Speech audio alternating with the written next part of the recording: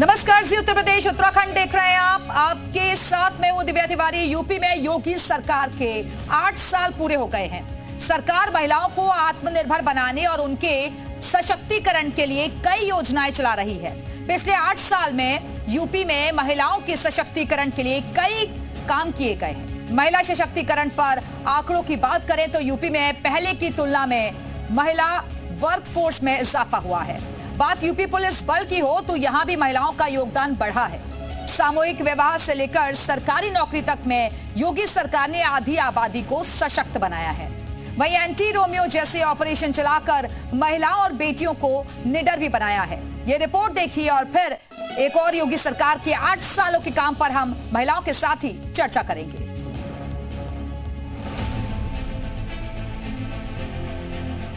इसकी बहन बेटियां इस बात को अभिव्यक्त करती हैं। हम लोग नहीं बोलते हैं, ये तो उत्तर प्रदेश की माताएं बहनें बोलती हैं, बेटियां बोलती हैं कि हम आज सुरक्षित हैं। नहीं तो 17 के पहले तो यहाँ पे स्कूली बालिकाएं बहुत सारी ऐसी थीं, ऐसे ऐसे कस्बे थे, ऐसे ऐसे जनपद थे जहाँ पर अभिभावक अपने बच्चों को या तो दूर के रिश्तेदार के पास या किसी हॉस्टल में दूर भेज देता था।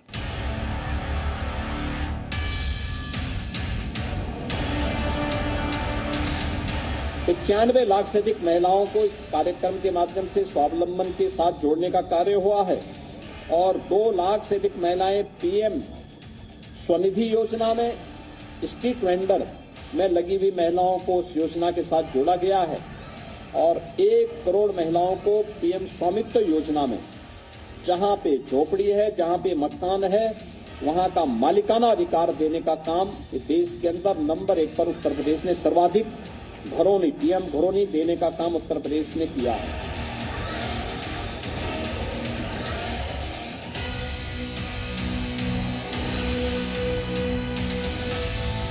बेटियों की सुरक्षा के साथ अगर किसी ने सेंध लगाया तो फिर यमराज भी उसकी राह को रोक नहीं पाएगा।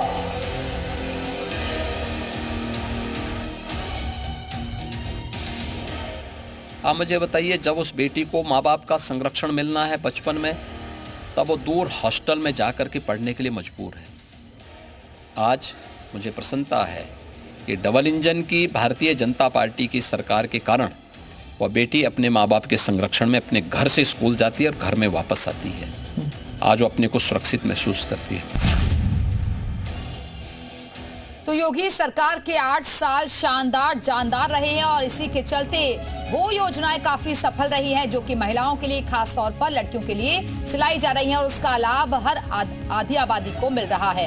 बेटियों के सपनों को नई उड़ान मिल रही है। महिलाओं के हाथों में सुरक्षा की कमान है और इसको देखते हुए आज के दौर में महिलाएं खुद को महफूज मान रही हैं। काम बेमिसाल मिल रहा है और आत्मनिर्भर के क्षेत्र में लगातार महिलाएं आगे बढ़ रही हैं। तो 8 साल का सफर योगी सरकार का बहुत ही बेहतर रहा है। खासतौर पर महिलाओं को सशक्त बनाने में, आत्मनिर्भर बनाने में बहुत सारी योजनाएं योगी सरकार की तरफ से चलाई गई हैं जिसका लाभ बेटियों को, महिलाओं को मिल रहा है। और इस वक्त नोएडा का रुख कर लेते हैं। सबसे पहले शिल्पा इस वक्त हमारे साथ जुड़ गई हैं। शिल्पा, आप कहां पर मौजूद हैं और अगर आपके आसपास कुछ महिलाएं अगर हो तो जरा उनसे पूछिए 8 साल तक का जो सफर रहा है अभी योगी सरकार को, उसको किस तरीके से देखती हैं वो? बिल्कुल दिव्या, देखिए 8 साल सरकार को पूरे हो चुके हैं, जगह जगह कार्यक्रम हो रहे हैं और महिला सशक्तिकरण की बात की जाए या महिलाओं को बढ़ावा देने की बात की जाए तो योगी सरकार बहुत बेहतर काम कर रही है। इसको लेकर लगातार तमाम योजनाएं चलाई जा रही हैं और इस वक्त हम अट्टा मार्केट में मौजूद हैं जो कि जानी मानी मार्केट है नोएडा की। यहाँ पर तमाम महिलाएं हमारे साथ मौजूद हैं। इन्हीं से हम जानने की कोशिश करेंगे कि किस तरीके से इन 8 सालों को देख रही हैं, कितना सुरक्षित महसूस करती हैं, क्या योगी सरकार। मैं आती हूँ वापस आपके पास, लेकिन इस वक्त केतकी सिंह हमारे साथ जुड़ गई हैं जो कि बलिया से विधायक हैं। केतकी जी, बहुत स्वागत है आपका जी उत्तर प्रदेश उत्तराखंड पर। सबसे पहले तो आपको बहुत बहुत बधाई इन 8 सालों के सफर के लिए। अभी ये कारवां आगे भी लगातार चल रहा है, लेकिन कैसे आप इस सफर को अब तक देखती हैं और कौन सी वो योजनाएं हैं जिसका लाभ सबसे ज्यादा महिलाओं को मिल रहा है?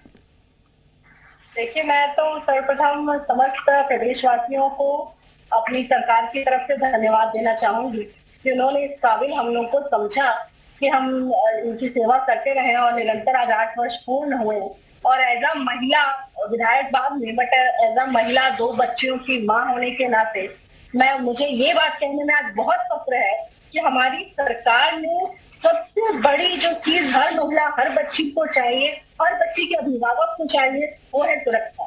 वो हम उपलब्ध कराने में आज अपने प्रदेश में कामयाब हुए हैं। इसलिए तो हमारी भाई छाती 56 इंच की कह लीजिए या 156 इंच की कह लीजिए जरूर होती है। आज कोई मनचला, आज कोई गुंडा, कोई मवाली, किसी की ये हिम्मत नहीं कि अगर रात में भी कोई बच्ची या महिला चल रही है तो उसके ऊपर आंख उठाकर देखे। ये हमारी सरकार की बहुत बड़ी कामयाबी है, क्योंकि आपको याद होगा ये वही प्रदेश है जहां पर यहाँ के मुखिया कहा करते थे तभी दूसरी सरकारों से कि लड़के में और लड़कों से गलती हो जाती है। तो ये माइंडसेट हुआ करता था पिछले की सरकारों में, और आज हमारी सरकार ने इतनी बड़ी तब्दीली की है कि महाराज जी कहते हैं कि अगर किसी ने बच्चियों पे आंख उठाकर देखा तो उसको सीधे हम यमराज के पास पहुंचाएंगे। तो ये बहुत बड़ी कामयाबी है। यानी कि कीर्ति जी आप कह रहे हैं कि अपराधियों में अब डर बन गया है कि वो कुछ भी करने से पहले 10 बार सोचते हैं कि उनको उसकी किया का परिणाम जो है भुगतना होगा। बिल्कुल, और बाकी अपराधों में के साथ साथ सबसे ज्यादा अगर गंभीरता के साथ किसी अपराध पर अंकुश लगा है तो महिला अपराध है। आज मुझे कहने में गर्व है कि हमारे प्रदेश में सबसे ज्यादा केस जो डिस्पोज किए गए, जिनका फैसला आया, निर्णय आया, वो महिला रिलेटेड थे। महिला का अपहरण, बलात्कार, इस तरह के एब्यूज, इस तरह के मामले में आज उत्तर प्रदेश सबसे शीघ्रता के साथ निर्णय ले रहा है। अभी आप कह रही थी योजनाएं, कई योजनाएं मैं आपको आपके चैनल के माध्यम से बताना चाहूंगी कि एक हमारे गांव की जो हमारी बहनें जो दोपहर में या शाम के वक्त खाली रहा करती थी, उनको बीसी सखी के थ्रू आज हम गांव में मजबूत कर रहे हैं। और मैं आपको बताऊं, आपके चैनल के माध्यम से ये आंकड़े मैं जरूर प्रस्तुत करना चाहूंगी कि तकरीबन 29,000 बीसी सखियों का हम लोगों ने उत्तर प्रदेश में नियुक्ति करने में सफल हुए हैं, जिनके थ्रू 39,000 बीसी सखियों को, जिनके थ्रू 89,000 करोड़ के हमने ट्रांजेक्शन कराए हैं। हम अगर बात करें हमारी समूहों के विषय में, तो पहले भी समूह थे, परंतु समूह सिर्फ देखने के लिए थे। आज समूह में जो पैसा लगातार सरकार द्वारा जा रहा है, और आज समूहों की महिलाओं को जैसे कोटे का दुकान, राशन का दुकान, शौचालय की व्यवस्था, गांव की मुख्य विकास के अर्थव्यवस्था से महिलाओं को जोड़ने का महाराज जी का लगातार प्रयास चल रहा है। लखपति दीदी की बात करें तो लखपति दीदी पे भी हम लोग ने तकरीबन 40 लाख लोगों को हम लोगों ने लखपति दीदी के लिए चयनित किया है, और जिनमें से तकरीबन 2 लाख की अभी तक आंकड़े हम लोग ने प्राप्त कर लिए हैं। ठीक है, ठीक है कीर्ति जी, आप बने रहिएगा, वापस आऊंगे आपके पास। और मेहमान भी इस वक्त हमारे साथ जुड़ चुके हैं, जेएनयू से प्रोफेसर पूनम भी हमारे साथ मौजूद है। प्रोफेसर पूनम, अब मैं आपके पास आती हूं क्योंकि योगी सरकार के 8 साल पूरे हो गए हैं, लेकिन इस सफर को आप किस तरीके से देखती हैं और क्या उपलब्धियां सरकार की सबसे ज्यादा महिलाओं के क्षेत्र में आप मान रही हैं? जी, सबको नमस्ते। सबसे पहले तो मैं उत्तर प्रदेश के लोगों को बधाई देती हूँ कि योगी सरकार के 8 सफल वर्ष पूरे हुए हैं, और महिला सशक्तिकरण के क्षेत्र में अगर हम देखें तो बहुत सारे काम हुए हैं। 1-2 छोटी छोटी घटनाओं से मैं अपनी बात शुरू करना चाहूंगी। अभी कुछ दिन पहले मैं उत्तर प्रदेश के कस्बे में अपने रिश्तेदार के यहाँ विवाह में गई थी, और विवाह स्थल बैंक्वेट हॉल जो था वो घर से थोड़ी दूरी पर था। विवाह के रस्मो रिवाज के दौरान रात में कुछ घर से सामान लाने की जरूरत महसूस हुई, और मेरी भतीजियां स्कूटी से जाने लगी कि घर से वो सामान लेके आ रहे हैं, और रात के 1:30-2 के आसपास का समय हो रहा था।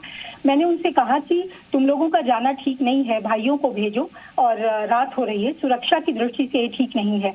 वो हंसने लगी और कहने लगी कि आप किस दुनिया में रहती हैं, योगी सरकार में किसी की हिम्मत नहीं है जो हम लोगों को टच कर सके, हम लोगों को छेड़ सके। कोई छेड़ के तो देखे, कुछ करके तो देखे, तुरंत कार्रवाई होती है।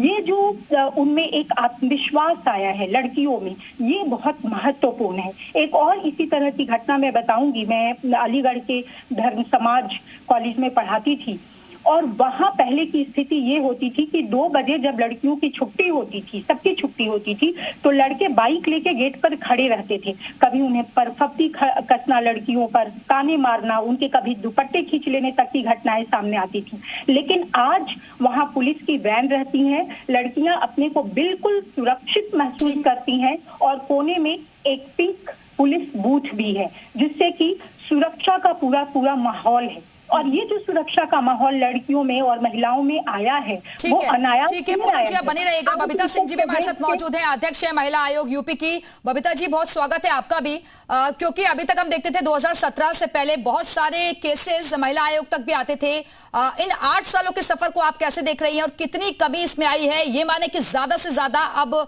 महिलाओं को, बेटियों को न्याय मिल रहा है?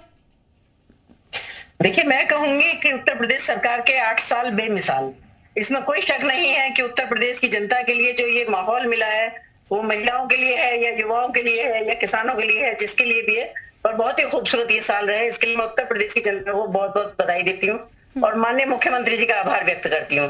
बिल्कुल आपने सही कहा, क्योंकि देखिए पहले केस बहुत होते थे, आपको पता है कि कहीं भी महिलाएं सुरक्षित नहीं थी अगर महिलाओं की बात की जाए। लेकिन क्या होता था कि केस पुलिस तक बेचारी महिलाएं बेचारी डर की वजह से पहुंचती नहीं थी, या पुलिस भी होती थी या थाने और वो सारी होती थी, तो सब में गुंडों का एक राज होता था, एक छत्र राज उनका होता था कि जो माफिया जो चाहेगा वहां उस तरह से रिपोर्ट होगी, उस तरह से सारी चीजें लिखी जाएंगी। तो अभी अगर देखा जाए तो मैं ये नहीं कहती कि अपराध नहीं हो रहे हैं, अपराध हो रहे हैं, हमारे पास केस भी आते हैं, लेकिन उनमें तुरंत कार्रवाई भी होती है पुलिस के थ्रू। तो ये एक बहुत अच्छी बात है कि हम सारी महिलाओं को अगर कहीं कोई प्रॉब्लम है, क्योंकि देखिए हम जानते हैं कि 25 करोड़ की आबादी है उत्तर प्रदेश की, जिसमें 12.5 करोड़ की आबादी महिलाओं की है, और महिलाएं आज हर क्षेत्र से जुड़ी हुई हैं। तो निश्चित रूप से उनकी जो परेशानियां हैं, उनकी जो प्रॉब्लम है या जो उनको सुविधाएं, वो हर क्षेत्र से ही मिल रही हैं, और प्रॉब्लम भी उनके सारे क्षेत्रों से है। तो मेरा मानना यह है कि हर क्षेत्र से एक अलग अलग तरह के हमारे पास केसेस आते हैं और जिनका सोल्यूशन हम बहुत अच्छे तरीके से। बबीता जी बनी रहेगा, वापस आती हूँ आपके पास। शिल्पा भी हमारी सहयोगी जुड़ी हुई है। शिल्पा, आपके आसपास बहुत सारी महिलाएं भी मौजूद हैं, क्योंकि एक सबसे अहम योजना जो बताई जा रही है वो है अपराध को लेकर जीरो टॉलरेंस की जो नीति सरकार की रही है वो सबसे ज्यादा कारगर रही है, और अब निडर होकर अपनी आवाज उठा रही है महिलाएं।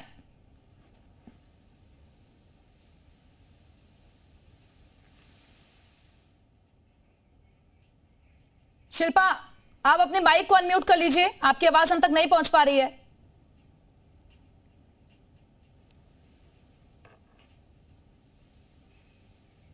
शिल्पा, आपकी आवाज हम तक नहीं पहुंच पा रही है, फिर से जुड़ने की कोशिश करेंगे। माइक को अनम्यूट कर लीजिएगा। केतकी सिंह भी हमारे साथ लगातार बनी हुई है। केतकी जी, क्योंकि ये तो आपने बता दिया कि अभी तक का जो सफर है वो शानदार रहा है, और ये माने कि आधी आबादी के बाद अच्छे दिन आ गए हैं, लेकिन बहुत कुछ कर लिया, बहुत कुछ करना बाकी है। आगे के लिए किस तरीके से आप देख रही हैं, क्या और करने की जरूरत है? देखिए, मुझे लगता है कि महिलाओं को सबसे ज्यादा जरूरी होता है उनके अंदर जो आत्मविश्वास आता है, वो तब आता है जब वो आर्थिक रूप से मजबूत होती है। अगर उनके पास पैसा है और वो कुछ कोई काम करती है तो उनको अपने अंदर एक कॉन्फिडेंस उनके अंदर डेवलप होता है। तो मुझे लगता है कि अभी हमारे प्रदेश में वैसे तो हमारी सरकार हर कदम पर महिला को सामाजिक, आर्थिक, व्यक्तिगत हर रूप से वो निखारने का प्रयास कर रही है, परंतु आर्थिक रूप से हम और उनको कैसे डेवलप कर सकते हैं इसके विषय में चिंता करना पड़ेगा। और मैं तो बधाई देना चाहूंगी, आज हमारे 8 साल यूपी के पूरे हुए हैं, परंतु मैं श्रीमान नरेंद्र मोदी जी को भी बधाई देना चाहूंगी कि उन्होंने जो ये 33% का आरक्षण महिलाओं के लिए राजनीति के विशेषकर लेकर आया है, आज के दिन उसको भी सेलिब्रेट करना बनता है कि अब गांव में जो बैठी गरीब महिला है वो भी, उसके पास जो प्रॉपर हक है, अधिकार है कि वो आने वाले समय में इसका उपयोग करके राजनीति में आगे बढ़ सकती है, और ऐसे कई डेवलपमेंट जो महिलाओं को केंद्रित करके किया जा सकता है उसमें वो अपनी सहभागिता कर सकती है। ठीक है केतकी जी, वापस आते हैं। और शिल्पा, अगर आप तक आवाज जा रही हो तो जरा लोगों से भी बातचीत करवाइए, महिलाएं क्या सोचती हैं इन 8 साल तक के सफर को देखते हुए। बिल्कुल दिव्या, मेरी आवाज आप तक पहुंच पा रही है? जी जी, बोलिए शिल्पा। बिल्कुल दिव्या, देखिए महिलाएं हमारे साथ मौजूद हैं और सीधे उन्हीं से हम बातचीत करते हैं कि योगी सरकार के जो 8 साल रहे हैं उसमें क्या कुछ तब्दीली उन्होंने देखी, कितना सुरक्षित महसूस किया, महिलाओं के लिए क्या क्या परिवर्तन उन्होंने देखे। मैम, आप यहाँ पर रहती है नोएडा में, योगी सरकार को 8 साल पूरे हो चुके हैं, जैसा आपको पता है। पहले की सरकार आपने देखी होगी, योगी सरकार आप देख रहे हैं, कितना बदलाव महसूस किया? काफी बदलाव महसूस किया है। सुरक्षित महसूस करती हैं? बिल्कुल सुरक्षित है। बिल्कुल आप लेट नाइट, क्योंकि महिलाएं जब निकलती थी, खासकर गर्ल्स के लिए काफी दिक्कत होती है, लेट नाइट निकलने में काफी डर लगता था। पहले की सरकार में बहुत सी चीजें होती थी, अब की सरकार जो है वो जीरो टॉलरेंस की नीति भी उसमें अपनाई गई है, तो ऐसे में आप कितना सुरक्षित आप महसूस करती हैं? क्या बदलाव आपने देखे? मैं भी यहीं पर नोएडा में रहती हूँ और मैंने काफ़ी सुरक्षा देखी है। अभी जैसे कि मैं मार्केट आई हूँ तो पुलिस वगैरह भी घूम रही है और लड़कियों को काफ़ी प्रोटेक्शन है।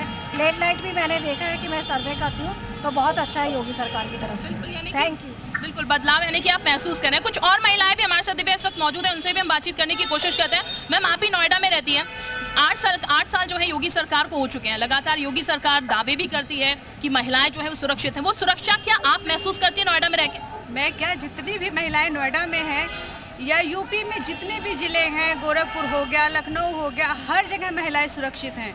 अभी जब से मैं यहाँ देख रही हूँ, योगी आदित्यनाथ के राज्य में जितने सुरक्षा हम महसूस करें सर, हमने पहले की सरकारों में ऐसी सुरक्षा महसूस होती थी? बिल्कुल नहीं। मैं रात के 10 बजे भी आज मार्केटिंग करने जाती हूँ। बिल्कुल, यानी कि जो है वो तब्दीली जो है यहाँ पर आई है।